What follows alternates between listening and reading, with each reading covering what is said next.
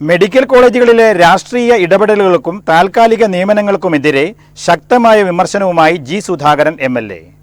അമ്പലപ്പുഴ ഫ്യൂച്ചറിന്റെ നേതൃത്വത്തിൽ നടന്ന വിദ്യാഭ്യാസ സ്കോളർഷിപ്പ് വിതരണ പരിപാടി ഉദ്ഘാടനം ചെയ്ത് സംസാരിക്കുകയായിരുന്നു അദ്ദേഹം. മെഡിക്കൽ കോളേജുകളിൽ രാഷ്ട്രീയ ഇടപെടൽ അനുവദിക്കരുതെന്നും താൽക്കാലിക നിയമനങ്ങളുടെ പേരിൽ നടക്കുന്നത് രാഷ്ട്രീയ നിയമനങ്ങളാണെന്നും ജി സുധാകരൻ തുറന്നടിച്ചു. താൽക്കാലിക ഒഴിവുകളിലേക്ക് എംപ്ലോയ്മെന്റ് എക്സ്ചേഞ്ച് വഴി മാത്രമേ ആളുകളെ എടുക്കാവൂ എന്നും ജി സുധാകരൻ പറഞ്ഞു. അമ്പലപ്പുഴ ഫ്യൂച്ചർ സംഘടിപ്പിച്ച ചടങ്ങിൽ ആലപ്പുഴ മെഡിക്കൽ കോളേജിലെ സാമ്പത്തികമായി പിന്നോക്കം നിൽക്കുന്ന 15 വിദ്യാർത്ഥികൾക്ക് പ്രതിമാസം 2000 രൂപ വീതമുള്ള സുഹൈൽ വൈലിത്തറ സ്മാരക സ്കോളർഷിപ്പ് വിതരണം ചെയ്ത് സംസാരിക്കുകയായിരുന്നു ജി സുധാകരൻ. മെഡിക്കൽ കോളേജുകളിൽ രാഷ്ട്രീയമായിട്ടുള്ള ഒരു ഇടപെടലും അനുവദിക്കാൻ പാടില്ല. മറ്റു മെഡിക്കൽ കോളേജിലൊന്നുമില്ല, ഈ ആലപ്പുഴ മാത്രമേ ഉള്ളത്.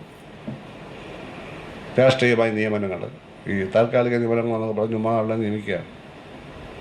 മെഡിക്കൽ കോളേജ് സൂപ്രണ്ട് അവരെയൊക്കെയൊക്കെ നിയമിച്ചു കൊടുത്ത് ശമ്പളം കൊടുത്തുകൊണ്ടിരിക്കുകയാണ്. പ്രശ്നമായിരിക്കുകയാണല്ല. അപ്പോൾ അതൊന്നും ചെയ്യാൻ പാടില്ല.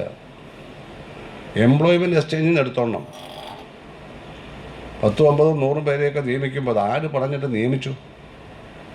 ആരാണ് ശുപാർശ ചെയ്തിരിക്കുന്നത്? അത് തെറ്റല്ലേ? എംപ്ലോയ്മെൻറ്റ് എക്സ്ചേഞ്ചിൽ നിന്ന് എടുക്കണം.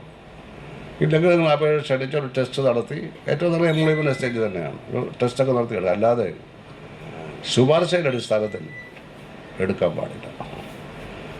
എസ് വേണുഗോപാൽ എം പി ഞാനും കൂടി കലക്ടറുണ്ടായിരുന്നു. മെഡിക്കൽ കോളേജ് സൂപ്രണ്ടുമായി ചർച്ചയൊക്കെ നടത്തി 1.5 മാസക്കാലം മുമ്പ്. അന്ന് ഈ കാര്യമൊക്കെ വീണ്ടും ഉറപ്പിച്ചതാണ്. അപ്പോഴാണ് കഴിഞ്ഞ ആഴ്ച അറിയുന്നത് 3.5 വർഷമായി ജനറൽ ഹോസ്പിറ്റല്, കുട്ടികളുടെ സ്ത്രീകളുടെ ഹോസ്പിറ്റല്, ജില്ലാ ആയുർവേദ ഹോസ്പിറ്റല്, ജില്ലാ ഹോമിയോ ഹോസ്പിറ്റല്, ഇവിടെയെല്ലാം കറങ്ങി നടന്ന ഒരു സ്ത്രീ എല്ലായിടത്തും 6 മാസം ജോലി ചെയ്യാണ്.